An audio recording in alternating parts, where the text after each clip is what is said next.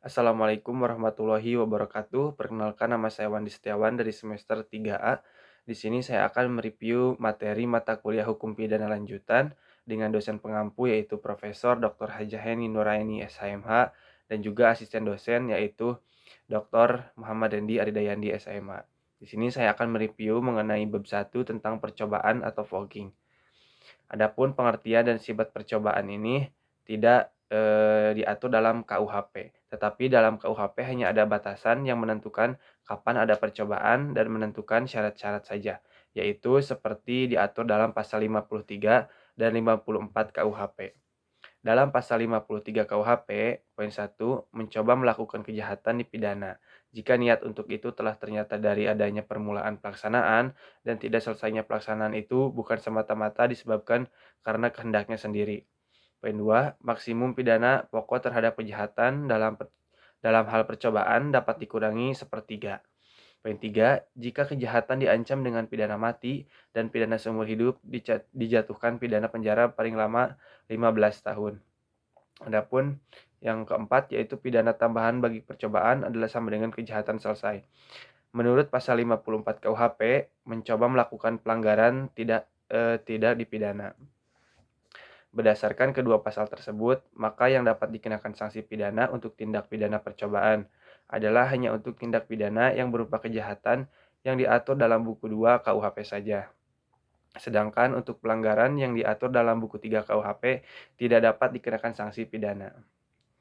Percobaan adalah suatu perbuatan yang dilakukan seseorang dengan niat yang jahat dan niat itu sudah mulai dilaksanakan, tetapi perbuatannya belum selesai. Tidak selesainya perbuatan tersebut bukan karena kehendak dari si pelaku. Adapun sifat percobaan yang pertama yaitu sebagai dasar atau alasan memperluas dapat dipidanya orang atau strafusdehunungsrun, yaitu seorang dapat dikenakan sanksi pidana apabila sudah memenuhi unsur pasal 53 walaupun tidak memenuhi unsur delik. Jadi sifat dari pasal 53 atau percobaan dipandang sebagai memperluas dapat dipidananya dan bukan memperluas rumusan delik. Jadi, percobaan tidak dianggap sebagai delik yang berdiri sendiri atau sui generis, melainkan sebagai delik yang tidak sempurna atau unvollkommen delis subform, atau penganutnya adalah Hazewinkel, Suringa, dan Omar Sonoaji. Yang kedua, sebagai dasar atau alasan memperluas dapat dipidana perbuatan, yaitu bahwa tindak pidana percobaan merupakan suatu tindak pidana yang bulat dan lengkap. Percobaan bukan delik yang tidak sempurna, tetapi delik sempurna dalam bentuk khusus atau istimewa. Penganutnya adalah Pompe dan Mulyatno. Selanjutnya yaitu dasar patut dipidana percobaan. Adapun yang pertama, teori subjektif. Menurut teori ini, dasar patut dipidananya percobaan terletak pada sikap batin atau watak yang berbahaya dari pelaku. Penganut teori ini yaitu Van Hamel. Yang kedua ada teori objektif. Menurut teori ini, dasar patut dipidana percobaan terletak pada sifat berbahayanya perbuatan yang dilakukan oleh pelaku. Teori ini terdiri dari yang pertama itu teori objektif formil, yaitu perbuatan dianggap berbahaya terhadap tata hukum. Kedua, teori objektif material atau material, yaitu menganggap perbuatan itu dianggap berbahaya terhadap kepentingan atau benda hukum, yaitu penganutnya adalah Simons. Adapun unsur-unsur percobaan, yang pertama adanya niat, yang kedua adanya permulaan pelaksanaan, dan yang ketiga ada pelaksanaan tidak selesai bukan karena kehendak sendiri. Adanya niat ini merupakan sikap batin dari pelaku yang tidak bisa terlihat secara nyata. Niat dapat terlihat setelah ada permulaan pelaksanaan. Niat di sini harus berupa niat yang jahat, yang berbeda dengan kesengajaan. Niat masih berada dalam sikap batin, sedangkan kesengajaan sudah nampak. Jadi niat merupakan permulaan dari suatu perbuatan. Yang kedua itu permulaan pelaksanaan. Terdapat perbedaan pendapat antara perbuatan persiapan dengan permulaan pelaksanaan. Terhadap hal ini ada Ares Hograd atau putusan MA Negeri Belanda tahun 1934 mengenai pembakaran di Eindhoven, atau kasusnya adalah yang pertama itu si A dituduh hendak membakar rumah B dengan persetujuan B. Pada malam yang telah ditentukan, A masuk ke rumah B dengan menaruh barang-barang yang mudah terbakar. ditaruh di tiap kamar yang kemudian dihubungkan dengan sumbu satu sama lainnya yang kemudian dihubungkan pada kompor gas yang akan mengeluarkan api jika ditembakkan. Penarik pistol gas dikaitkan dengan tali dan melalui jendela ujungnya digantung di luar rumah. Barang-barang itu disiram bensin dengan maksud apabila tali kompor ditarik maka barang-barang akan cepat terbakar dan membuat keseluruhan rumah. Nah, setelah pemasangan tali kompor selesai, A mengeluarkan barang lain yang tidak disiram bensin. Sementara itu, karena tertarik bau bensin yang menyengat, orang yang lewat di depan rumah menjadi ribut sehingga A tidak menyelesaikan maksudnya untuk membakar rumah karena keburu banyak orang. Nah, terhadap kasus tersebut, menurut peradilan di Hertgenshop, perbuatan A adalah permulaan pelaksanaan dan A dijatuhi hukuman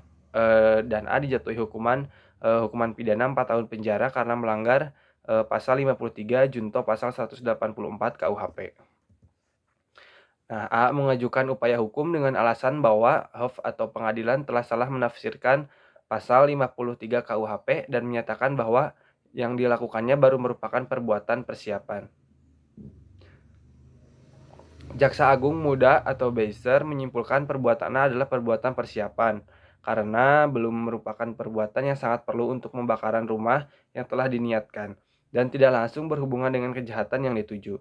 Nah, atas dasar alasan tersebut, HR membatalkan putusan Hof dan A dilepaskan dari segala tuntutan. Yang ketiga, pelaksanaan tidak selesai bukan karena kehendak sendiri, yaitu adanya penghalang fisik. Misalnya, tidak matinya orang yang ditembak karena tangannya disentakkan orang lain sehingga tangannya menyimpang atau pistolnya terlepas atau alat yang digunakan macet atau rusak. Nah, akan adanya penghalang fisik, misalnya takut segera ditangkap karena gerak-geriknya untuk mencuri telah diketahui oleh orang lain. Adanya penghalang yang disebabkan atau faktor atau keadaan khusus pada objek yang menjadi sasaran. Misalnya daya tahan orang yang ditembak begitu kuat sehingga tidak mati atau barang yang akan dicuri terlalu berat walaupun pencuri telah berusaha mengangkatnya sekuat tenaga. Nah, ada juga tidak selesainya perbuatan karena kehendak sendiri. Yang pertama, pengunduran diri secara sukarela atau ruhkrit, yaitu tidak menyelesaikan perbuatan pelaksanaan yang diperlakukan untuk delik yang bersangkutan.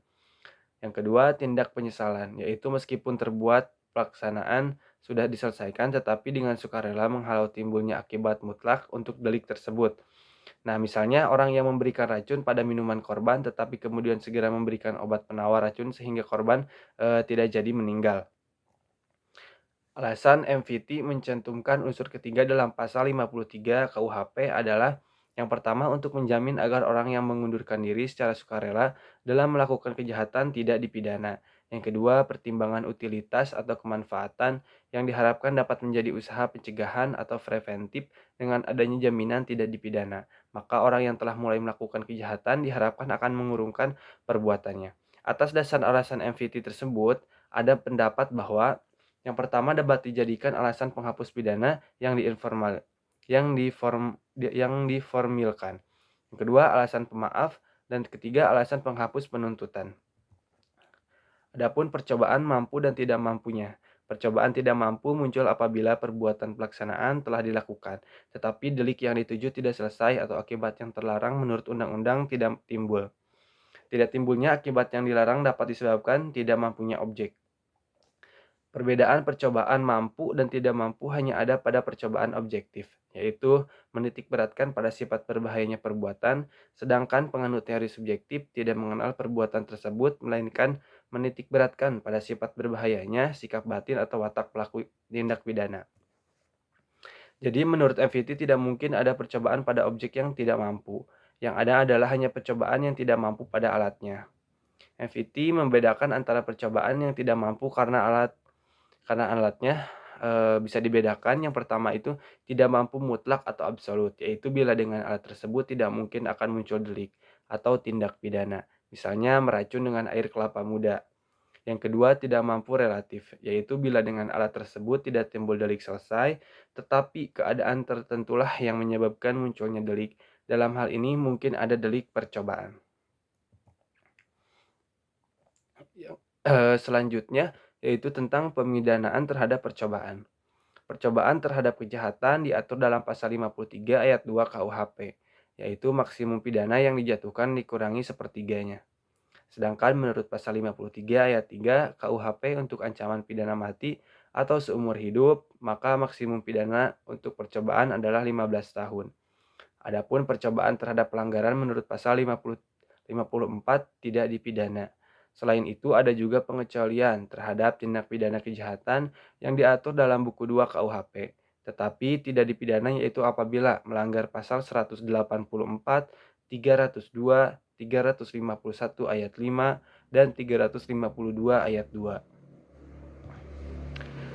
Selanjutnya yaitu mengenai percobaan di luar KUHP. Diatur di luar KUHP seperti dalam Undang-Undang Nomor 7 DRT 1955 tentang TPE.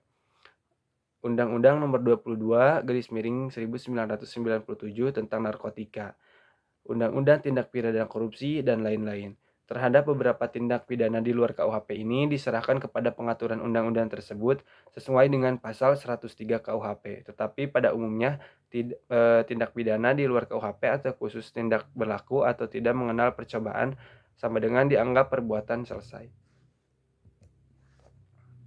Mungkin cukup sekian review materi pertemuan pertama. Terima kasih. Wassalamualaikum warahmatullahi wabarakatuh.